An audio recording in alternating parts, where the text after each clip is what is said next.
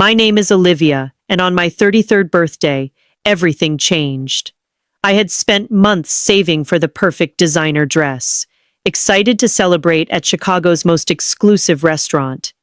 When my niece, Mia, deliberately threw her cranberry cocktail across the table, the red liquid spreading across my cream silk, like blood time seemed to stop. "Now you look as cheap as you really are," she smirked, 17 and full of venom. My mother patted her hand approvingly. I just smiled, but inside, something finally broke. If you are watching this, please drop a like and subscribe, and let me know where you are from in the comments. You will not believe what happened next. I have always been the responsible one in my family. While my sister Jessica bounced between jobs and apartments in our hometown, I moved to Chicago and built a career in marketing.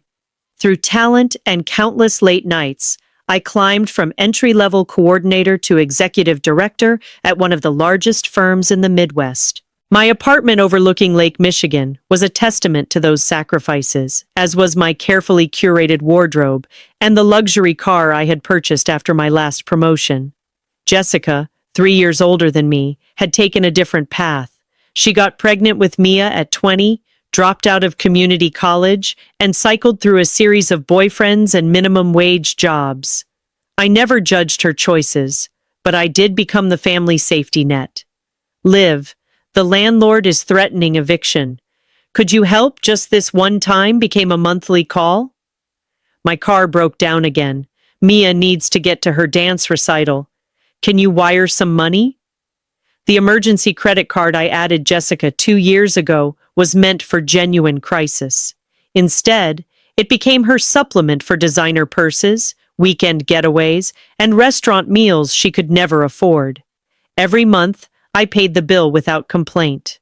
Family helps family, right? When Mia turned 15 and needed a car for school, I bought her one. Not just any car, but a safe, reliable sedan that I transferred into my name for insurance purposes.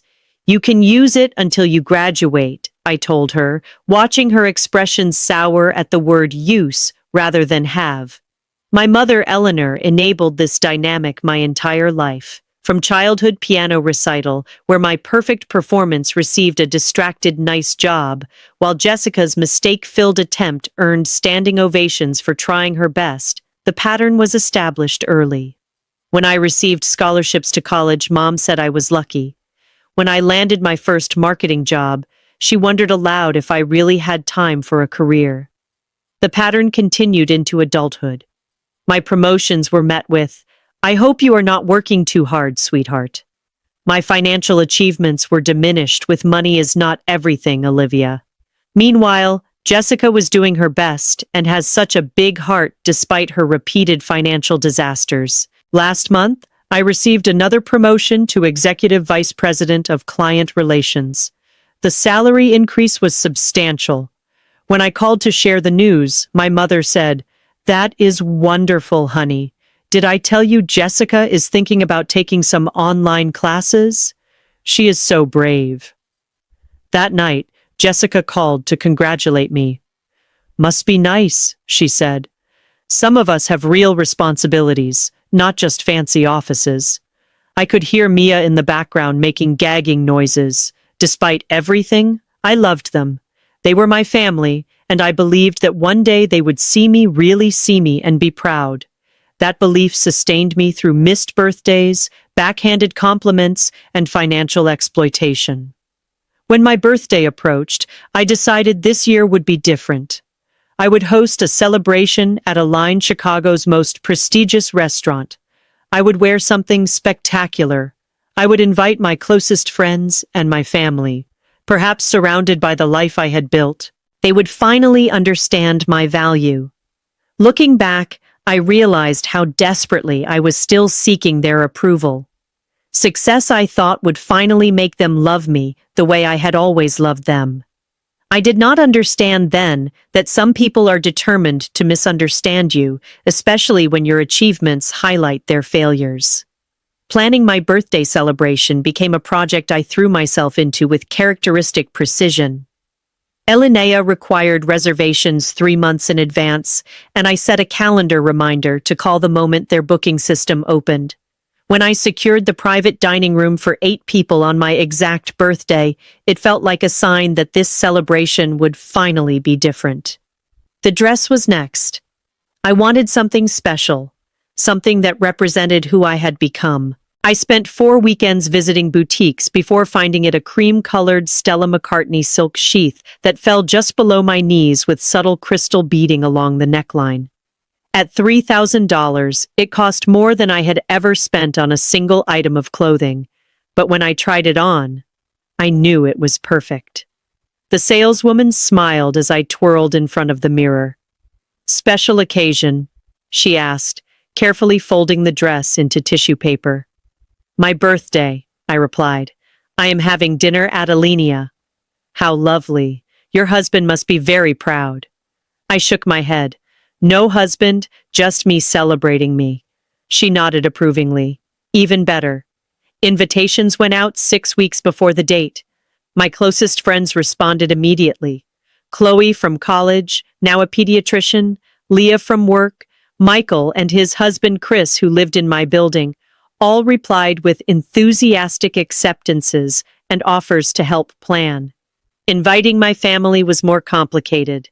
I called my mother first. "A Thursday night," she said, sounding put out. "That is a long drive into the city on a weeknight, Olivia." "I know, Mom. I can send a car service for you if that helps." "We will see. I will have to check with Jessica. Mia might have dance practice." I swallowed my disappointment. "It is at Elinea. The reservation was hard to get. I would really love it if you could come." "We will try," she said. A promise I knew meant little. Jessica's response was equally lukewarm. "Elinea is not that place super expensive." "It is my treat," I assured her. "For everyone. Mia will need something to wear. She cannot just show up in jeans to a fancy place like that." I closed my eyes, counted to 5.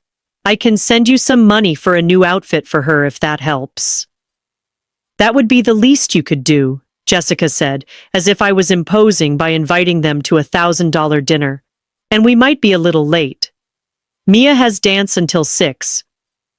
The morning of my birthday, I woke up early. I had scheduled a full day of pampering massage, facial hair, and makeup. As I sipped my morning coffee, I allowed myself to hope. Tonight would be different. Tonight, surrounded by the trappings of my success, my family would see me clearly for the first time. They would be proud. They would understand the hard work behind the luck they had always attributed to me. By 6 o'clock, I was ready. The dress fit perfectly. My hair fell in soft waves, and my makeup enhanced without overwhelming. I looked exactly as I had hoped, successful, confident, worthy of celebration. The restaurant staff greeted me by name when I arrived. "Happy birthday, Miss Wells. Your private room is ready, and we have the champagne chilling as requested." My friends arrived promptly at 6:30, bearing beautifully wrapped gifts and genuine smiles. Chloe hugged me tightly, whispering, "You look absolutely stunning." By 7:15, we were seated at the table with no sign of my family. I checked my phone repeatedly as the first course arrived. "Should we wait?" Leah asked gently. I shook my head. "No, let us start. They will join when they get here." At 7:45, just as the second course was being served, my family finally arrived. My mother entered first, wearing the same dress she wore to every semi-formal occasion. Jessica followed, looking irritated. Mia trailed behind them already on her phone, wearing a crop top and mini kirter that was wildly inappropriate for the venue. "Sorry, we are late," my mother said, not sounding sorry at all. Tafik, terrible. The staff smoothly reset their places and brought their first courses while we continued with our meal. The initial conversation was stilted. My friends tried to include my family, asking polite questions about their lives, but received minimal responses. "So Mia Olivia tells us. You are quite the dancer," Michael said kindly. Mia shrugged without looking up from her phone. "I guess she is extremely talented," my mother interjected. "Her teacher says she could go professional." Jessica nodded proudly. She just needs better training. The studio in our town is so basic. I recognize the opening. If Mia is serious about dance, I could help look into summer intensives in Chicago. They have excellent programs. We cannot all afford to live in luxury high-rises, Olivia Jessica snapped. Some of us have to make do with what we have. The table fell silent. Chris caught my eye and raised an eyebrow slightly. I gave a small shake of my head. Not now. As the evening progressed, the contrast between my friends and family became increasingly apparent. My friends asked thoughtful questions, shared stories that highlighted my better qualities, and generally created an atmosphere of celebration. My family sat stiffly, contributing little except the occasional cutting remark. When it came time for toasts, Chloe raised her glass first. To Olivia, who has been my rock for 15 years. Your kindness is matched only by your determination. I am so proud to call you my friend. Others followed with similar sentiments. When it came to my family's turn, my mother simply said, "Happy birthday, sweetheart. 33 already. Time flies." Jessica lifted her glass reluctantly to my little sister, always reaching for the stars while the rest of us stay on the ground. Mia did not bother to toast at all, too busy texting under the table. The gift opening segment was equally painful. Chloe and Leah had gone in together on a beautiful leather portfolio embossed with my initials. Michael and Chris gave me a weekend spa package at a resort in Michigan. Each gift was thoughtful, personal, and accompanied by a heartfelt card. When I opened Jessica's gift, I tried to keep my expression neutral. It was a scented candle from a discount store still in the clearance bag with the $10 price tag attached. The card, clearly grabbed from a gas station display, simply read, "Happy birthday, sis," with their names scrolled at the bottom. "Thank you," I said, placing it carefully with the other gifts. "This is lovely. We cannot all afford fancy presents," Jessica said defensively. "Some of us have real expenses." The dessert course arrived, an elaborate construction of chocolate and edible flowers with "Happy Birthday, Olivia" written in gold leaf across the plate. As the waiter described the components, I noticed Mia's expression darken. She had been sullen all evening, but now there was something else in her eyes, something calculating. The dessert presentation was a work of art, complete with a sparkler that drew attention from nearby tables. As everyone admired it, I felt a momentary flash of pride. This was my life, the one I had built from nothing. For just a second, I allowed myself to enjoy it without apology. That was when I noticed Mia whispering to Jessica, who smirked and whispered something back. My mother leaned in to join their private conversation, all three glancing at me with expressions that made my stomach tighten. "Everything okay?" I asked lightly. "Just fine," my mother replied. Mia was saying how fancy everything is. I turned to my niece, offering an olive branch. "I am glad you could come, Mia. I know weekend night events are hard with your schedule." Mia looked directly at me for the first time that evening. "Yeah, whatever. Must be nice to waste money like this when there are people starving." Mia, Jessica said in a tone that contained no actual reprimand. "Be nice. It is your aunt's birthday." My friends exchanged uncomfortable glances. Michael cleared his throat. "So Olivia was telling us, you might be looking at colleges soon, Mia. Any thoughts on what you might want to study?" Mia rolled her eyes. "Not everyone gets to go to college. Some of us have to work for a living." "Actually," I interjected carefully, "I have been putting aside some money for your education. There are some excellent dance programs that offer scholarships too." The table fell silent. This was news to everyone, including Jessica, who looked suddenly confused. "What do you mean you have been putting aside money?" she asked. "A college fund?" I explained. "I started it when Mia was born. It is not huge, but it should cover community college at minimum, possibly more with scholarships." My mother frowned. "You never mentioned this before. I wanted it to be a surprise when the time was right.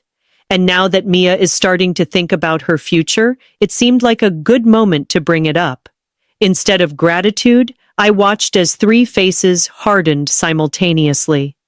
My mother pursed her lips.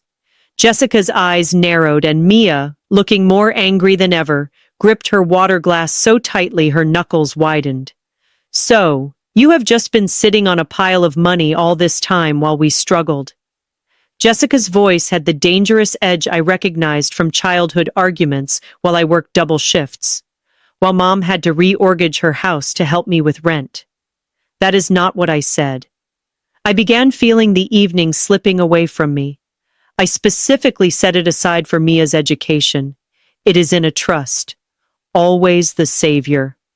Jessica sneered, always making the rest of us look bad. My friends were now openly uncomfortable. Chloe placed a hand on my arm supportively, but said nothing. What could she say? This was family dirty laundry being aired in the worst possible setting. Let us just enjoy dessert, I suggested, attempting to salvage the celebration. We can discuss the college fund another time. No, let us discuss it now. Mia suddenly spoke up. I do not need your charity. I do not need anything from you. Mia, honey, my mother tried to intervene. Your aunt is just trying to help. She is trying to control everything like she always does. Mia shot back, walking around like she is better than everyone because she has money, acting like we should be grateful that she throws us her scraps. The restaurant seemed to go quiet around us, though I knew it was just my focus, narrowing to this horrible moment. The beautiful evening I had planned for months was disintegrating before my eyes. That is not true, I said quietly. I love you. I want to help because you are my niece and I care about your future. Mia stood up abruptly, grabbing her nearly full glass of cranberry cocktail, a non-alcoholic version the restaurant had prepared especially for her. You want to know what I think of your help? She said, voice rising. You want to know what I think of your fancy dress and your fancy restaurant and your fancy life? Before anyone could react, she tossed the contents of her glass directly at me. The cold liquid hit my chest and face immediately, soaking into the cream silk of my $3,000 dress. Red rivulets ran down the fabric, staining it irreparably. In the shocked silence that followed, Mia delivered the final blow. Now you look as cheap as you really are. My friends gasped. Michael half rose from his chair, but I put my hand up to stop him.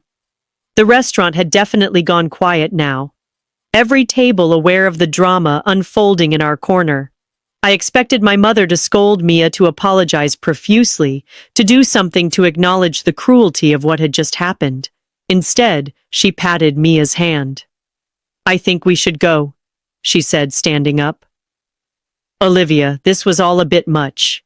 You know how teenagers can be when they feel uncomfortable. Jessica was already grabbing her purse. We told you this place was too fancy. You should have done something simple if you wanted us to come.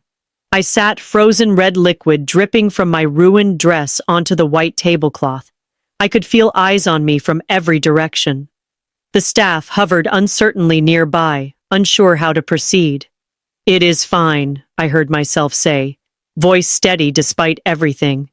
Thank you for coming. As they walked out, leaving me humiliated in front of my friends and a restaurant full of strangers, I maintained my composure. I dabbed at my dress with a napkin, knowing it was futile. I smiled at my concerned friends. Well, I said, I guess the party is ending early. Chloe immediately moved to the chair beside me, putting her arm around my shoulders.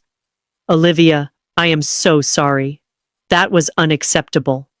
Leah was already talking to the waiter, arranging for our bill to be settled and our remaining desserts to be packed up. Michael and Chris flanked me protectively as we made our way out of the restaurant, my ruined dress drawing sympathetic glances from other diners. In the privacy of my apartment, surrounded only by my true friends, I finally allowed myself to cry. The dress was destroyed. The evening was ruined. But more importantly, the fantasy I had clung to for years, that my family might someday see and appreciate me, had been shattered beyond repair. As my friends offered comfort and outrage on my behalf, something hardened inside me. Years of financial support, emotional labor, and desperate attempts to win love had led to this moment of public humiliation. Something had to change. After my friends left, I sat alone in my living room, still wearing the stained dress. I picked up my phone and scrolled through my banking app, looking at years of transactions, tens of thousands of dollars flowing from my accounts to support my sister and niece. The credit card statements showed shopping sprees at high-end stores, spa days, restaurants, far nicer than Jessica could afford on her own. Then, I opened my social media and felt my blood go cold. Mia had already posted about the incident. A blurry photo of me with the stained dress captioned, "When rich auntie needs to be taken down a peg. Number sorry, not sorry number. Cheap as fairly looks." The post had dozens of likes already, including one from my sister. In that moment, something broke free inside me. The need for approval, the desperate desire for family love, the willingness to be used again and again, all of it fell away. In its place was a clarity I had never experienced before. I picked up my phone again and made 2 calls. The first was to my credit card company. The second was to my lawyer. Alone in my apartment, I finally peeled off the ruined dress. $3,000 of silk and beading destroyed in seconds by deliberate cruelty. I hung it in my bathroom, a crimson-stained reminder of this turning point. The shower water ran hot as I scrubbed cranberry juice from my skin and hair. My mind raced through years of similar moments. Jessica accidentally spilling wine on my graduation dress. Mia forgetting to tell me about family gatherings. My mother dismissing every achievement with faint praise, followed by a change of subject to Jessica's latest crisis. Why had I accepted this treatment for so long? The question echoed as I wrapped myself in a robe and sat on the edge of my bed, staring at nothing. My phone buzzed with text messages from friends checking in. "Chloe, are you okay? Want me to come back over, Michael?" That was inexcusable. "We are here for you, Leah. Just say the word, and I will help you cut those toxic people out." I appreciated their concern, but needed solitude to process what had happened and what I needed to do next. For the first time, I was seeing my family dynamic with perfect clarity. I had been the family ATM, the emotional support animal, the punching bag for their insecurities. Opening my laptop, I pulled up my financial records. The evidence was damning. In the past 5 years alone, I had given Jessica over $78,000 in emergency assistance. The credit card I had added her to as an authorized user showed monthly charges at clothing stores, hair salons, restaurants, and hotels. Not necessities, but luxuries. The car I had purchased for Mia 2 years ago cost $32,000. I had paid the insurance maintenance and even gas through a monthly stipend to Jessica. The vehicle was registered in my name for insurance purposes, but Mia treated it as her personal property, often posting photos of herself posed against it on social media with captions like "my ride" and "perks of being me." Speaking of social media, I forced myself to look at Mia's latest posts. In addition to the photo of me with the stained dress, she had posted several videos from the restaurant secretly recorded. One showed me opening Jessica's cheap gift, zooming in on my face with a caption "Auntie," pretending to like the dollar store candle, while sitting in her 1,000 dress number, fake number, rich people problems. The comments from her friends were worse. "Did she cry when you ruined her dress? Bet she has 10 more just like it. Rich people need to be taken down sometimes." My sister had liked and commented on several of these posts with laughing emojis. My phone rang, startling me. It was Chloe again, concerned by my silence. I answered, voice steadier than I expected. "I am okay," I told her. "Actually, I am better than okay. I think I finally see things clearly." "What are you going to do?" she asked. "What I should have done years ago. Stop enabling them." After we hung up, I made a list of all the ways I had financially supported my sister and niece. The credit card was the most immediate issue. As the primary cardholder, I had every right to remove Jessica as an authorized user. The car was legally mine. The registration and insurance in my name, the monthly transfers to Jessica's account could be stopped with a few clicks. For hours, I researched my options. I called my credit card company and explained the situation. They were surprisingly understanding, immediately canceling Jessica's card and issuing me a new one with a different number. I arranged for the automatic transfers to stop.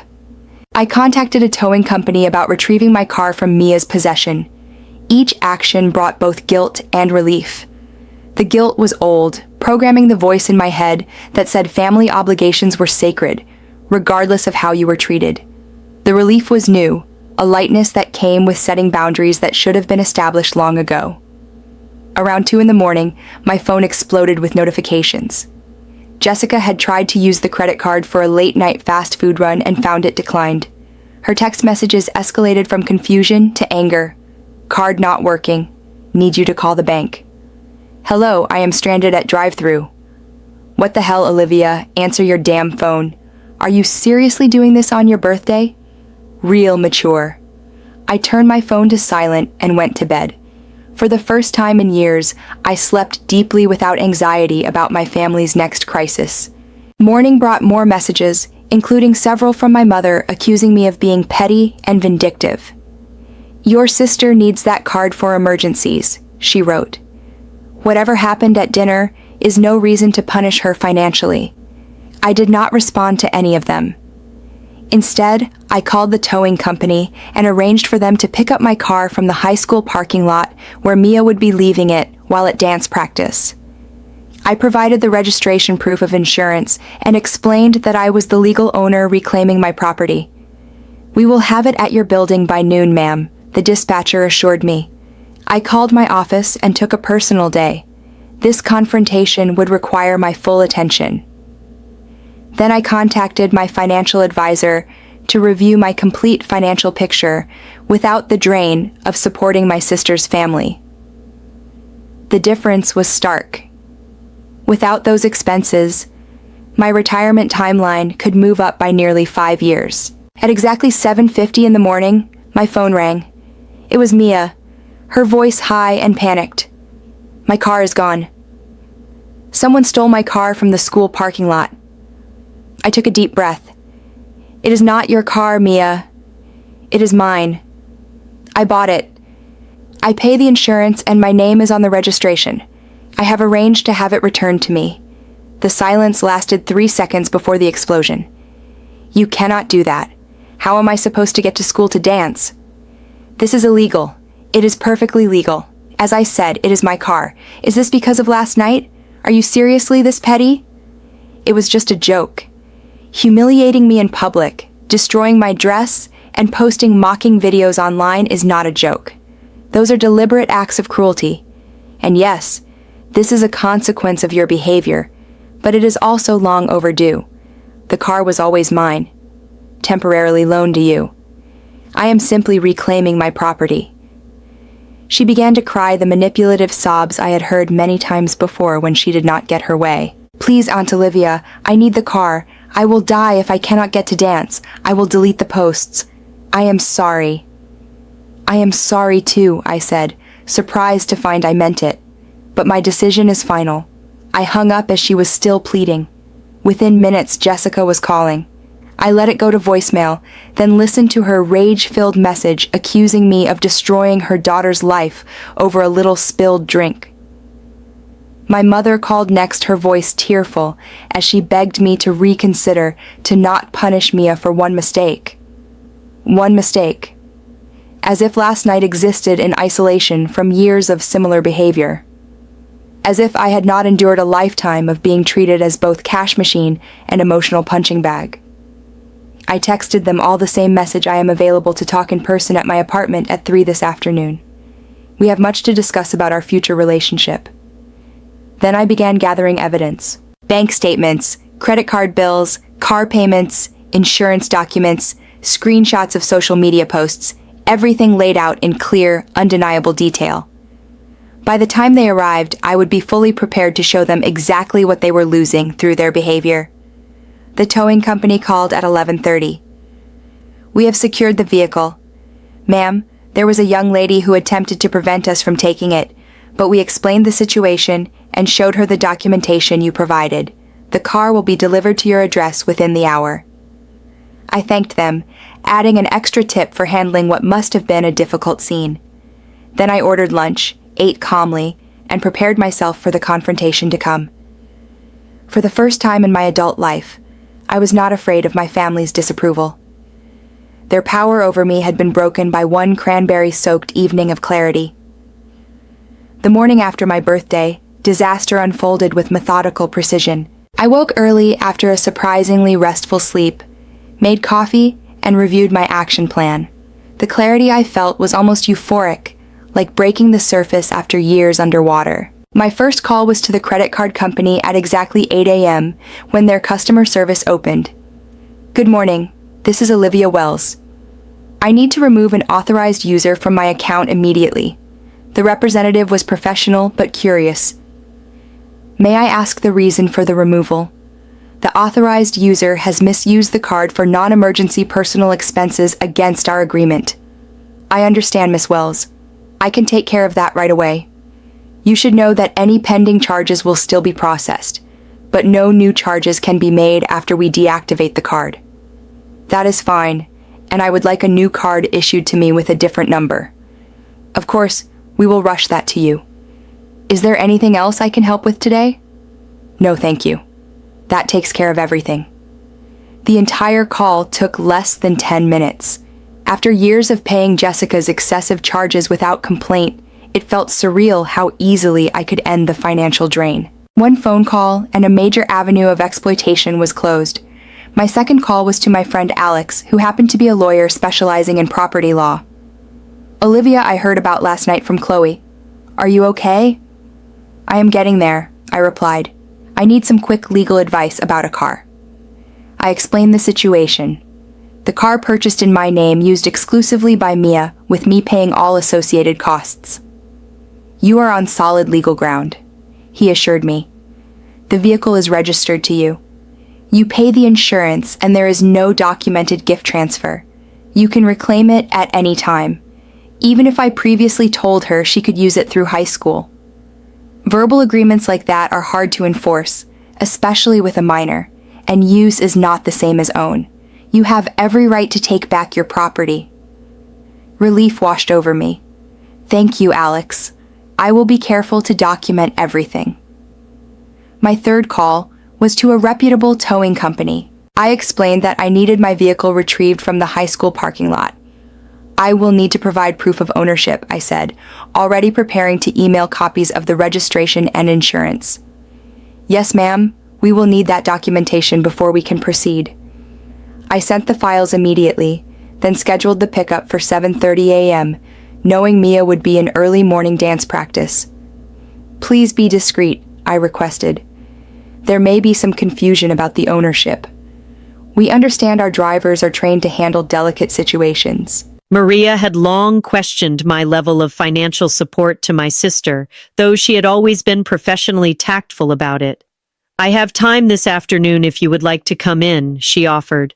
"Perfect. I will see you at 1. The final preparation was emotional. I sat down with my journal and wrote out exactly what I wanted to say to my family. No accusations, no recriminations, just facts. The total amount spent, the ungrateful responses, the public humiliation, the clear path forward. By 9:30 a.m. and the first crisis call came through, Jessica voiced shrill with panic. "Olivia, my card was declined at the gas station. There must be some mistake." I took a deep breath. "There is no mistake, Jessica. I have removed you as an authorized user from my credit account." A stunned silence. "Then you did what?" "I closed your access to my credit card permanently because of last night. Are you serious right now?"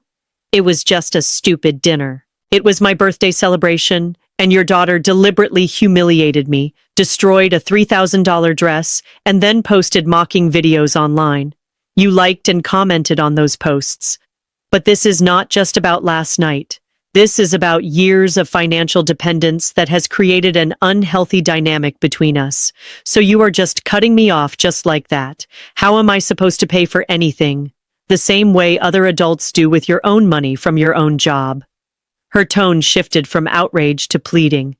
Olivia, please. I have bills due next week. Mia needs new dance shoes. Mom needs her prescription filled. The familiar guilt tugged at me, but I held firm. I am sorry you are in this position, but it is not my responsibility to manage your finances anymore. You selfish, she hissed, reverting to anger when manipulation failed after everything I have done for you. What exactly have you done for me, Jessica? Please enlighten me. When she had no answer, I continued. I am available to talk in person at my apartment at 3 this afternoon. We should discuss this face to face. I hung up as she was still sputtering threats and insults. The next call came at 7:55 a.m., right on schedule, Mia voice trembling with panic and fury. My car is gone. Someone stole it from the school lot. It is not your car, Mia, I corrected calmly. It is my car. I bought it. I pay for the insurance and the registration is in my name. I have arranged to have it returned to me. Her shock was audible. You cannot do that. I need that car. You needed transportation, which I provided. You have now lost that privilege because of the dress. Are you serious? It was just a joke. Deliberately humiliating someone is not a joke. Posting videos mocking me online is not a joke. Those are cruel actions with real consequences. Her voice cracked as she shifted tactics. Please, Aunt Olivia. I am sorry. I will delete the posts. I need the car for school and dance. Please do not do this. I have made my decision. We can discuss this further when you come with your mother to my apartment at 3 today. My mother called next, her voice. That particular mixture of disappointment and manipulation she had perfected over decades. Olivia, what is this I hear about you taking Mia's car and canceling your sister's credit card over a little spilled drink? That is a rather significant understatement of what happened, Mom. And yes, I have reclaimed my car and closed the credit account I was allowing Jessica to use. This family helps each other, she said as if reciting scripture. We do not punish each other over small incidents. I agree that families should help each other, but help should be reciprocal and appreciated, not demanded and mocked. Mia is just a child. She made a mistake. She is 17. Mom, old enough to understand cruelty, old enough to face consequences. She sighed heavily. What do you want? An apology? Fine. I am sure they will apologize if that is what it takes. What it takes for what? To get the money flowing again. That is exactly the problem. Any apology given under those circumstances would be meaningless. So you are just cutting them off. Your own family. I am setting boundaries that should have been set long ago. We can discuss this further when you all come to my apartment at 3. My meeting with Maria, my financial advisor, was reveille. She created a spreadsheet showing my financial support of my family over the past 5 years. The total comes to just over $16,000, she said, turning the screen toward me, not including the car. Seeing the number in black and white was shocking, and if I had invested that money instead, she ran the calculation. At a moderate growth rate, you would have an additional $122,000 in your portfolio today. And moving forward, if I stop all financial support, you could move your retirement timeline up by at least 4 years or purchase that vacation property you have been considering, or both. The possibilities expanded before me. Freedom from financial obligation meant freedom to live my own life fully. By the time I returned to my apartment, the towing company had delivered my car to the building's garage. The attendant handed me the keys with a sympathetic smile. Young lady at the school was pretty upset, he commented, kept saying it was her car. Family misunderstanding, I said simply. Thank you for handling it professionally. I spent the next hour preparing my apartment for the confrontation to come. I set out the financial documents on the dining table. I printed screenshots of Mia's social media posts. I made coffee and set out water, but no snacks or other comforts. This was not a social visit. At precisely 2:55 p.m., my building's security called. Miss Wells, there are 3 people here to see you, a Jessica, Mia, and Eleanor Wells. Please send them up, I replied, straightening my shoulders. The knock came moments later. 3 sharp raps that somehow conveyed fury. I opened the door to find exactly what I expected. Jessica red-faced with anger. Mia puffy-eyed from crying but still defiant, and my mother wearing her martyred expression. Come in, I said calmly. We have a lot to discuss. They entered my apartment like invaders. Jessica storming in first with barely contained rage, Mia sulking behind her, and my mother bringing up the rear with an expression of sorrowful disappointment that had cowed me since childhood.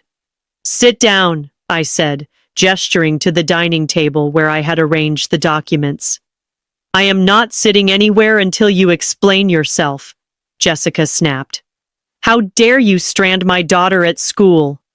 How dare you cancel my credit card without warning? I remained calm. The car is registered in my name. I pay the insurance. It is legally mine. You gave it to Mia. I allowed her to use it. There is a significant difference.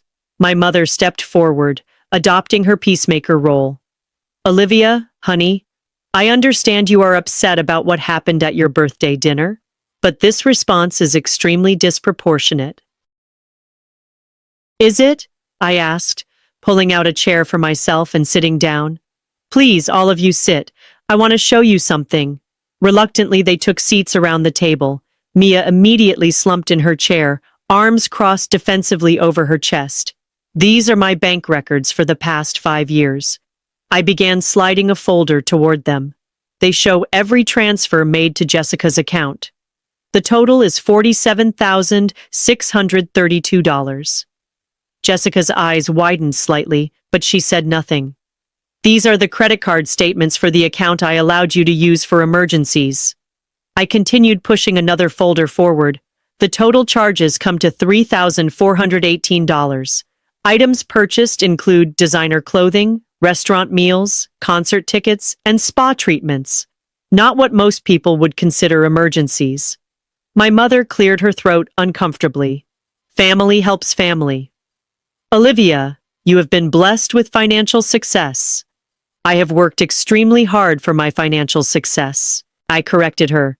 60 to 70, or weeks for years, sacrificed relationships and personal time.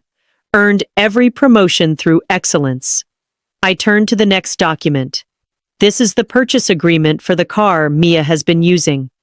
$32,000 plus insurance and maintenance costs of approximately $4,000 annually, all paid by me. Mia had the grace to look slightly ashamed, though she still would not meet my eyes. The total financial support I have provided over the past 5 years comes to $16,000, I concluded. Money freely given out of love and concern for your well-being. The room was silent as they absorbed this information. Jessica looked stunned, as if seeing the total amount for the first time made her realize the extent of her dependence. And this, I said, placing my tablet on the table, is how my generosity has been repaid. I opened the screen to Mia's social media page, showing the posts from the previous night. The photo of me with the stained dress, the videos secretly recorded during the dinner, the mocking captions, and cruel comments. Mia, would you care to explain why you thought it appropriate to humiliate me publicly, then share that humiliation with hundreds of people online? She squirmed in her seat. It was just a joke. Everyone posts stuff like that. A joke is something everyone laughs at. Did you see me laughing when you threw your drink on me? Did you think I would find it amusing to have a $3,000 dress ruined? You can afford another one, she muttered. That is not the point. The point is respect, basic human decency, neither of which you demonstrated last night. I turned to Jessica, and you liked these posts. You commented with laughing emojis. You encouraged this behavior. I did not think it was that serious, she defended weakly. And you, I said finally to my mother, when Mia threw her drink on me, you took her side. You comforted her as if she was the victim. My mother looked genuinely confused. She was upset. She was upset because she had just deliberately humiliated me in public. And your first instinct was to comfort her, not to address her appalling behavior. I stood up and walked to the window, gathering my thoughts before turning back to face them. For years, I have supported you financially and emotionally. I have never asked for anything in return except basic appreciation and respect. Last night made it crystal clear that I cannot even expect that much from you. Jessica seemed to finally grasp the severity of the situation. So, you are just cutting us off completely. I am establishing boundaries that should have been in place long ago. The credit card is canceled. The financial support is over. The car is mine again. How am I supposed to get to dance? Mia burst out. How am I supposed to get to school? The same way thousands of other teenagers do. Walk, take the bus, ask your friends for rides. This is not fair. Neither is being mocked and humiliated by someone I have generously supported for years. My mother tried a different approach. Olivia, I understand you feel hurt, but this feels like punishment and families should not punish each other. This is not punishment. These are natural consequences. When you mistreat someone who has been supporting you, that support may end. The reality of their situation was beginning to sink in. Jessica looked pale. The rent is due next week. I cannot make it without your help. I am sure you will figure something out, perhaps a second job or a roommate. And Mia's dance classes, her college fund. The college fund still exists. It is in a trust that she can access when she enrolls in higher education. As for dance classes, that is something you will need to budget for yourself. Now, Mia's eyes widened. So you are not taking away the college money number that was always for your education, and it will remain for that purpose, but everything else, all the extra support, is over. A heavy silence fell over the room. My family exchanged glances, seemingly at a loss for how to proceed. The dynamic had shifted so dramatically that their usual tactics, the guilt and manipulation, the anger and tears, were not working. I cannot believe you would do this to your own family, my mother finally said, falling back on emotional manipulation. After everything we have been through together, what exactly have we been through together, Mom? When have any of you supported me through a difficult time? When have you celebrated my successes without jealousy or resentment?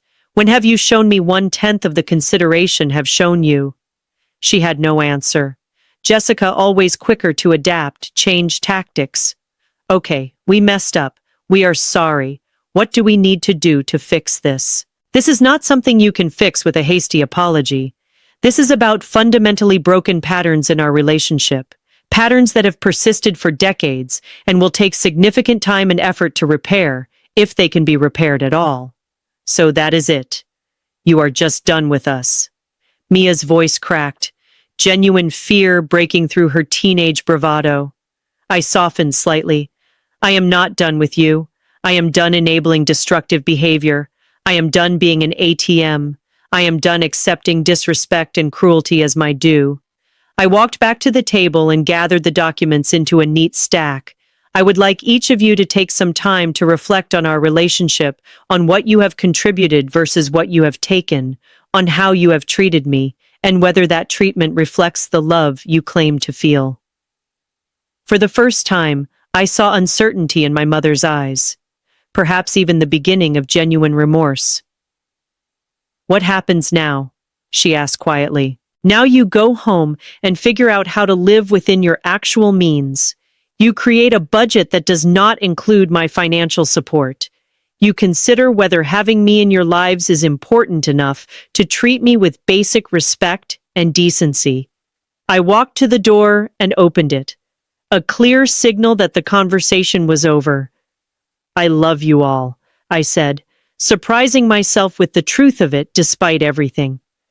But I will no longer accept being loved conditionally or treated disrespectfully. They filed out silently, the gravity of the situation finally sinking in. As my mother passed last in line, she paused. I never meant to hurt you, she said softly. I know. But you did repeatedly.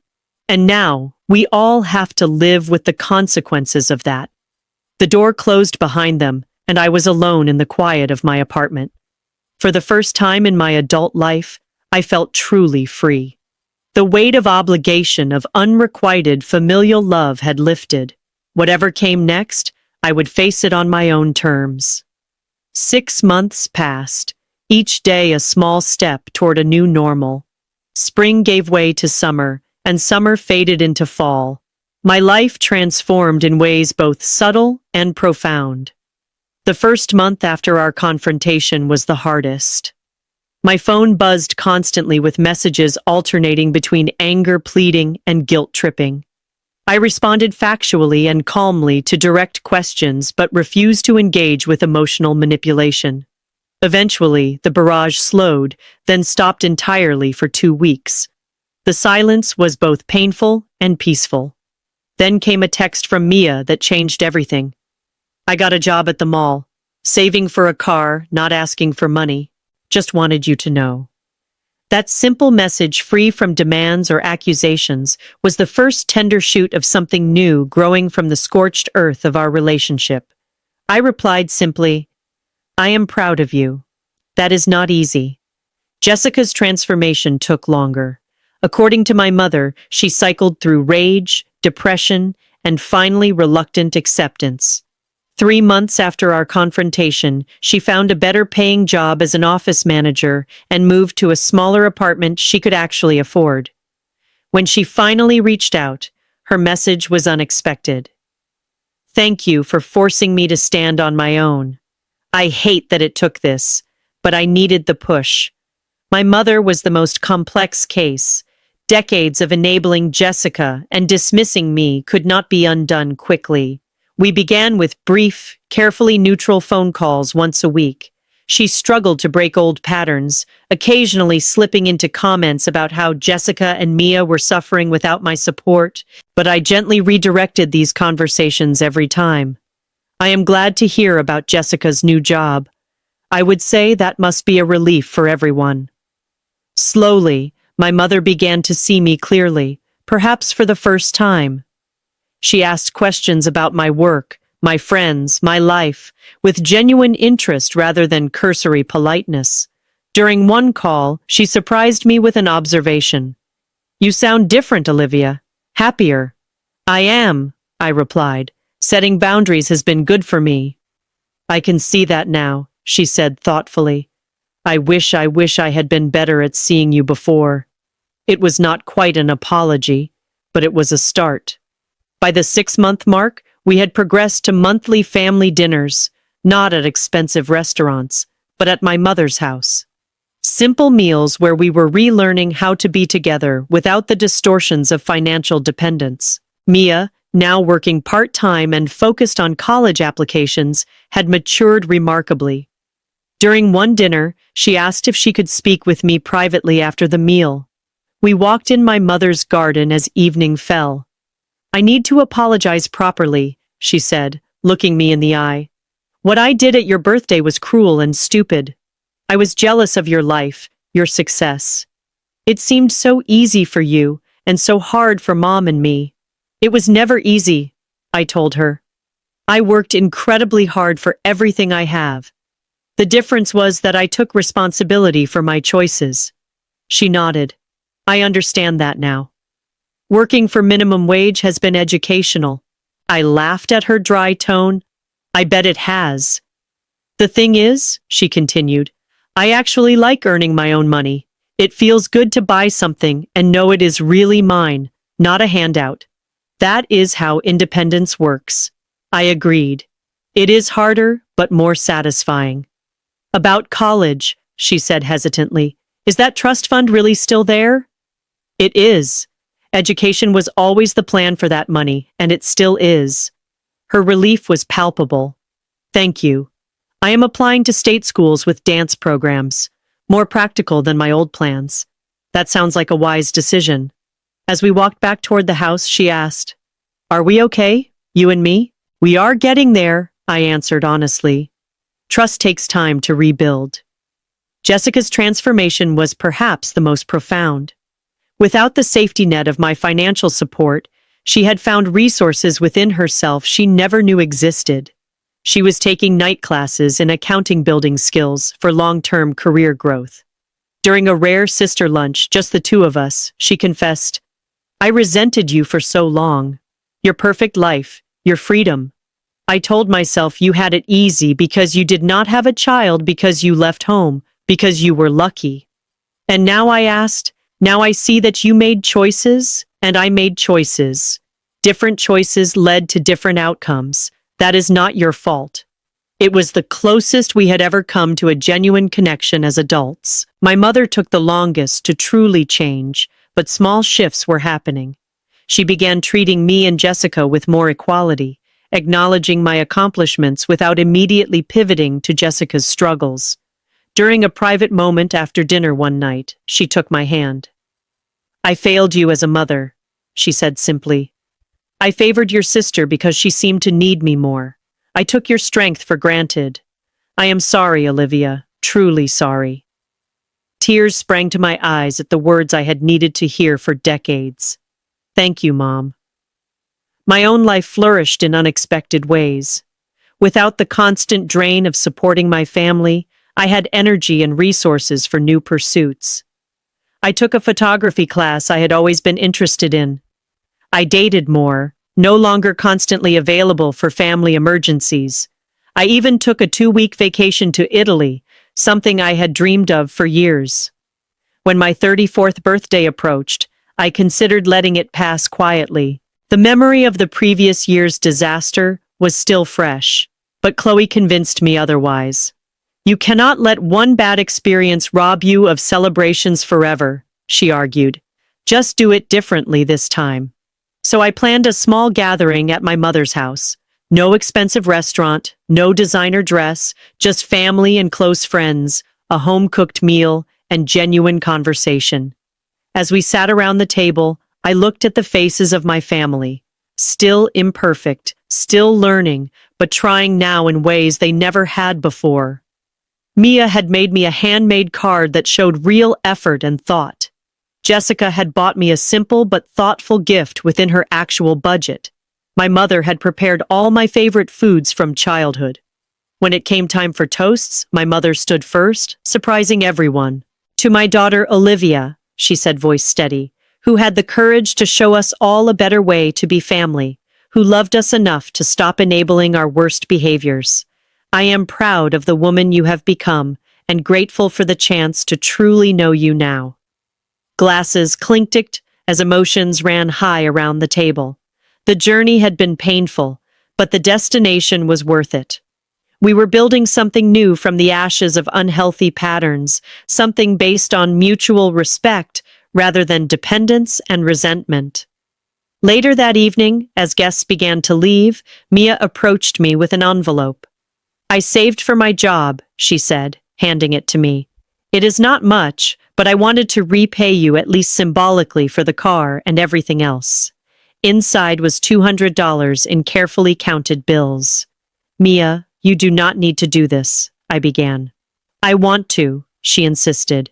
"It is important to me to show you I understand now." I accepted the envelope with the gravity it deserved, recognizing it not for its monetary value, but for what it represented: accountability, growth, respect. As I drove home that night, I reflected on the lesson of the past year. Sometimes the greatest act of love is saying no. Sometimes the hardest boundaries are the ones most necessary for growth. And sometimes family has to break before it can be properly rebuilt. The relationship with my family was still healing, still evolving. There would be missteps and old patterns to overcome. But for the first time, I felt hopeful that we were moving towards something healthier, something based on mutual respect rather than obligation and resentment.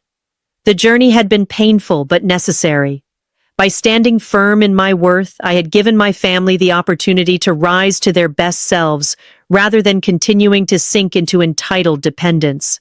And I had given myself permission to be valued, respected, and truly loved. If you have ever dealt with entitled family members or struggled to set boundaries with loved ones, please share your experiences in the comments below. How did you handle it? What worked for you? And if you enjoyed this story of family transformation, please like, subscribe, and share with someone who might need to hear it. Remember, sometimes the hardest choices lead to the most necessary healing. Thank you for listening to my story, and may you find the strength to create healthy boundaries in your own relationships.